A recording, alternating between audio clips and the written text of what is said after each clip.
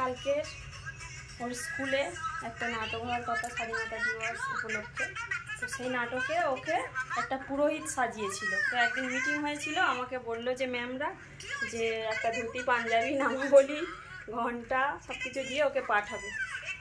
ও প্র্যাকটিসও করেছিল, আন্টিরা বললো যে ও খুব ভালো পাচ্ছিল, কিন্তু ভগবান মাথাটা দিল পাঠিয়ে।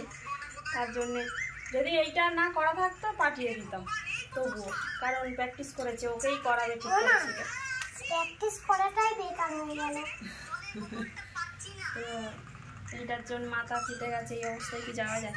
আর বাচ্চা কাচ্চা সবাই থাকে, কোথায় ঠেলাঠেলি করবে, কি হবে?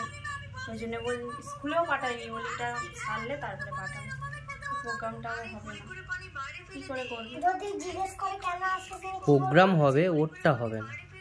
প্রোগ্রাম তো হবে, ও করতে পারবে না, ওকেই তো করিয়েছিল, প্র্যাকটিস করিয়েছিল। ওইটা ব্রাহ্মণ পুজো করবে, মেয়েদেরও করিয়েছিল। মেয়েরা পুজো করবে,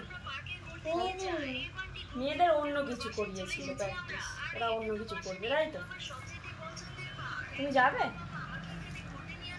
স্কুলে ওটা করতে? হ্যাঁ, তোমাকে করিয়েছি, যাবে? কেন? তুমি তো বলছিলে কোথায় ঠেলে ফেলবে না, হয়তো যাচ্ছে গায়ে গায়ে, কোথাও মাথায় হাত ফাত লেগে গেল, এখন কাঁচা শুকনো হয়নি। নাও, এত জল খেলে ভাত কি করে খাবে?